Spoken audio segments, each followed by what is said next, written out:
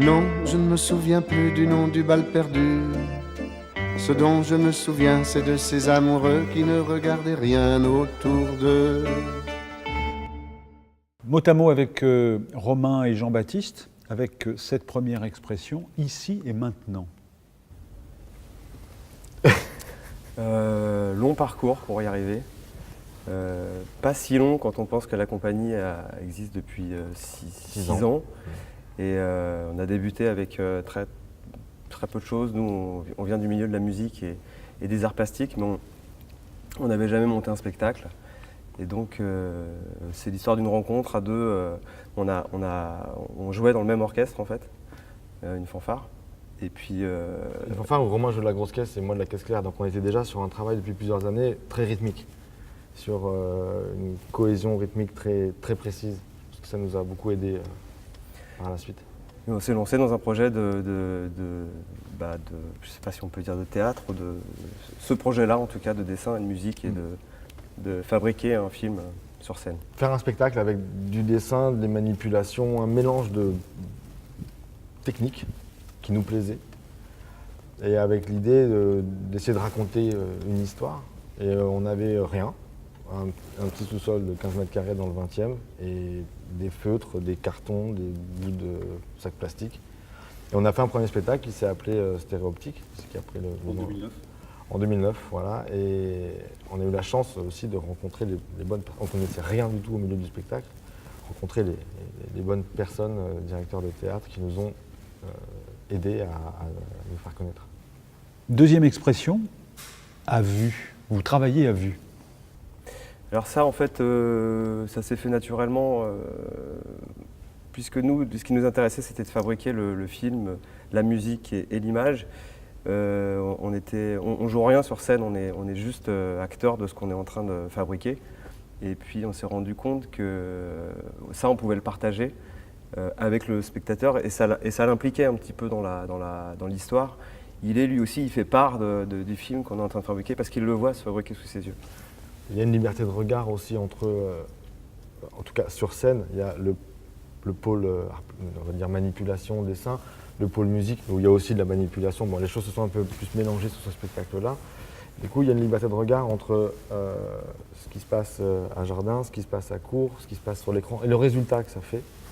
Et ça nous est arrivé de jouer plusieurs soirs de suite dans le même théâtre, et des gens reviennent et n'ont pas l'impression de voir le même spectacle. On a eu des trucs on nous disent mais ça, vous avez changé ça n'a rien à voir avec hier. Alors que d'un soir sur l'autre, non, on n'a vraiment rien changé. C'est juste leur perception ou le moment où ils regardaient qui n'était peut-être pas le même. Et voilà, ça...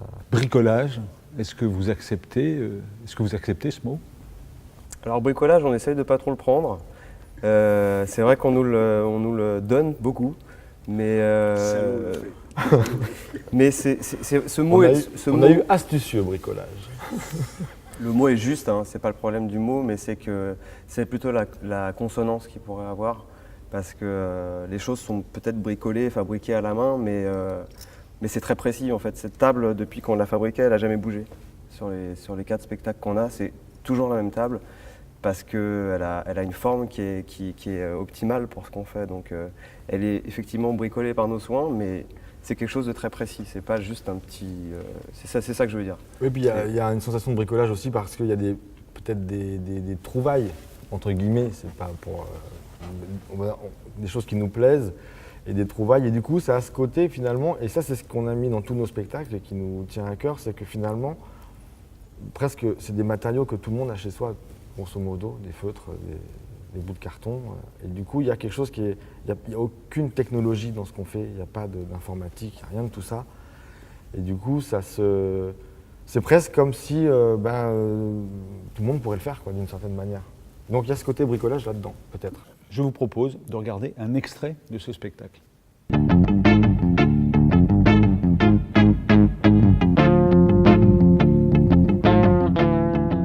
artistes venus du monde entier pour une représentation unique et exceptionnelle.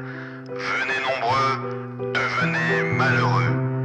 Et c'est ce soir, dans votre ville, le Dark Circus.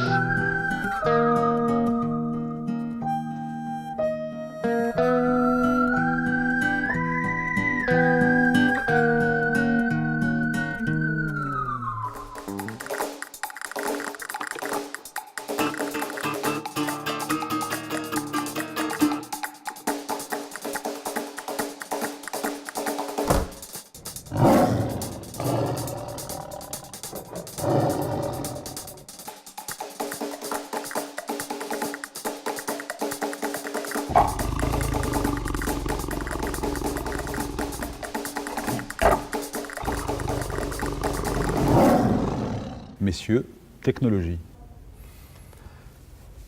C'est entre les deux. Disons que nous, on s'est rendu compte sur le premier spectacle qu'on a joué plus de 300 fois, qu'il y a quelque chose en fait qu'on propose qui est de l'ordre de la découverte. C'est-à-dire qu'on ne sait pas ce que va être la suite de ce qu'on propose. Et du coup, on s'est rendu compte aussi qu'on vit dans un monde où on a toujours besoin de comprendre comment fonctionne la technologie. On change de téléphone, on prend la même marque, c'est le modèle d'après, on l'allume et on est obligé de réapprendre à savoir comment il marche.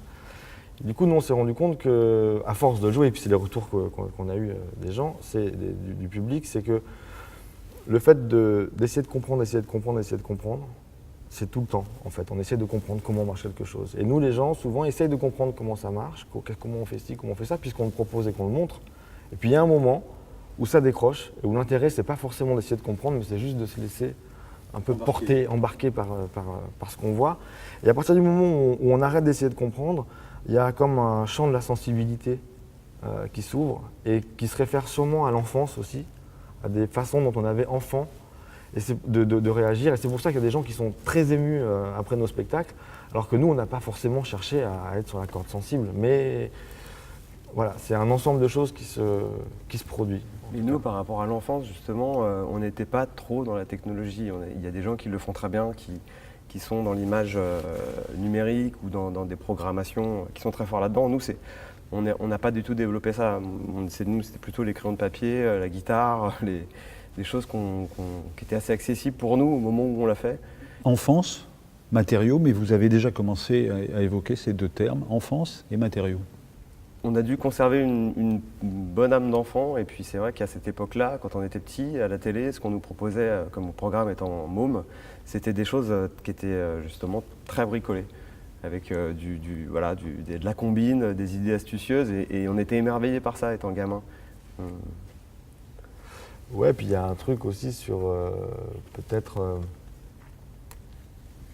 Il y a des choses qu'on fait enfant, beaucoup de gens ont fait un moment du dessin, de la musique, et puis au bout d'un moment, on arrête de le faire. Et puis nous, on n'a pas arrêté, comme beaucoup de musiciens, de plasticiens, d'artistes, de manière générale. Et en tout cas, dans ce qu'on propose, ouais, je pense qu'il y a des gens qui reconnaissent quelque chose qui leur parle sur quelque chose qui est lié à l'enfance. Nous, on sait qu'on est plus... Mais en plus, moi, enfant, j'ai jamais joué à rien. Ma mère était catastrophée, je ne savais pas quoi m'offrir, les voitures, tout ça, ça m'emmerdait. Et là, je me retrouve à jouer avec des marionnettes. Et tout le monde vient me voir, ils pensent que j'étais un féru de je sais pas quoi, je savais même pas comment faire pour jouer. Ça tombe bien, marionnette. Marionnette, alors c'est... la marionnette, on y est venu parce qu'on avait besoin d'animer des personnages, les faire vivre. C'est vrai qu'on n'a aucune expérience spéciale, formation sur la marionnette, il y a des gens qui sont très forts là-dedans. Nous, on a appris parce qu'il fallait qu'on les fasse bouger, qu'on les fasse vivre pour notre histoire. Et on s'est retrouvés à être marionnettiste. Mais c'est vrai qu'au départ, on l'avait pas prémédité en tout cas. Et on nous a dit qu'on faisait de la marionnette. On nous a dit que c'était de la marionnette.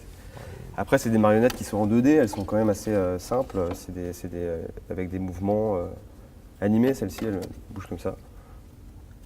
C'est le Monsieur Loyal. Donc c'est des trucs c'est très proche du dessin en fait, ça colle aux matériaux de départ. Puis sur la marionnette aussi, il y a quelque chose, c'est que nous on s'est retrouvés un peu dans ce réseau de marionnettes, on ne connaissait évidemment pas du tout. Et on s'est rendu compte que de temps en temps on a la chance de voir des spectacles vraiment de compagnie de marionnettes, que déjà, premièrement, souvent on pense que c'est que du jeune public alors que pas du tout, il y a des propositions pas du tout, qui ne s'adressent pas du tout aux enfants et qui sont dans ce réseau de marionnettes. On a rencontré des compagnies qui sont vraiment très créatives, où il y a des univers très forts, une grande variété. Et du coup, on s'est rendu compte que peut-être qu'on pouvait s'inscrire dans ce réseau-là, en tout cas, même si on n'est pas pour un réseau ou un autre, on fait des spectacles. Mais on s'est rendu compte que dans cette appellation marionnette, il y avait des choses extrêmement différentes et surtout qui ne s'adressent pas forcément aux enfants. Venez nombreux, devenez malheureux. Surtout à votre âge. Ça, c'est Pef. Ça, c'est Pef. Ouais. Ça, c'est Pef. Pef qui nous a écrit cette histoire et qui... Un synopsis. Il nous a écrit un synopsis. Voilà. En fait, moi, Pef, j'ai rencontré par hasard il y a 10 ans, avant que la compagnie existe. Et puis, voilà, on est devenus proches, amis. Puis après, il est venu voir un premier spectacle, un deuxième. On a commencé à dire qu'il fallait absolument qu'on fasse un truc ensemble. Alors entre son emploi du temps et le nôtre, ça a pris encore quelques années. Puis un jour, il m'a appelé, il m'a dit voilà, je vous ai écrit une histoire et voilà, on a eu l'histoire, elle nous a plu. Et on a travaillé un peu comme lui avait déjà travaillé dans l'édition, c'est-à-dire que ça lui est déjà arrivé, lui, de prendre un texte d'un auteur et d'être illustrateur. Ça lui est déjà arrivé aussi d'être auteur avec quelqu'un d'autre qui est illustré, donc avec une totale liberté d'interprétation de l'histoire. Et c'est ce qu'on a eu dans ce rapport-là, c'est-à-dire qu'il nous a livré cette histoire, ce synopsis, et on a fait un spectacle de 53 ou 5 minutes où on a une liberté totale. Il a vu des petits bouts et il aime beaucoup. Pef, c'est bien sûr l'auteur du Prince des mots tordus. J'ajoute cet autre mot, puisque vous êtes sur scène, et c'est trac. Le trac, on en a pris une bonne dose. Ça va continuer encore pendant 3 bons jours.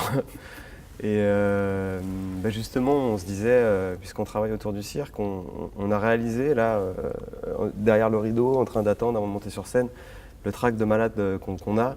Si on était la trapéziste ou l'homme canon ou qui risque sa vie pour faire... ça se passe pas très bien pour eux, ouais. Mais ce que je veux dire, c'est qu'on pense aussi à ces artistes du cirque où eux, l'enjeu est encore plus grand parce qu'ils risquent leur vie en faisant un numéro et eux aussi on le traque. Et on a pris conscience de ça aussi en faisant ce spectacle. Oui, on a une conduite qui est très compliquée dans le spectacle puisqu'on manipule des marionnettes, on fait des dessins, on fait la musique, on règle les caméras. Et des fois, on a fini de faire quelque chose et tout de suite, on prépare quelque chose qui va avoir lieu dans 15 minutes. Et si ce truc qu'on prépare, on le foire, on joue pendant 15 minutes en sachant que dans 15 minutes, il va falloir trouver une solution.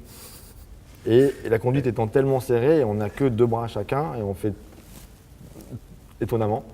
Et du coup, on fait tout ce qui est vidéo, tout ça.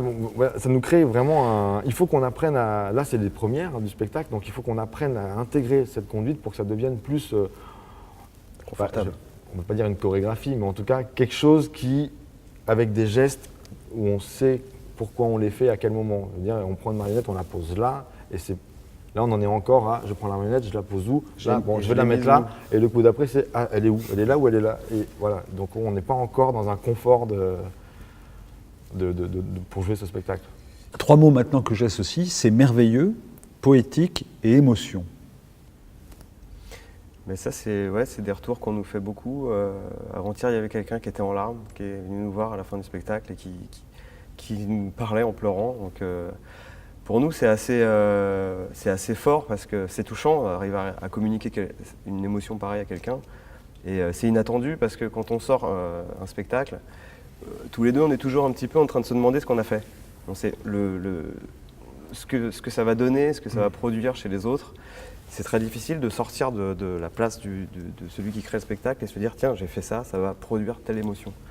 On les découvre en les jouant en fait. Un verbe pronominal, se regarder. Pendant qu'on joue, c'est assez étonnant parce qu'en fait, on regarde très peu l'écran et on se regarde très peu nous. Et d'ailleurs, on a des gens qui nous ont fait cette réflexion en disant je ne sais pas comment ça marche, comment vous arrivez à être autant synchronisés. Je pense qu'il y a le travail qu'on a eu rythmique ensemble, dont on parlait au début, qui doit y participer. Parce qu'un dessinateur qui n'aurait pas le sens du rythme, ce serait impossible de faire ce qu'on fait.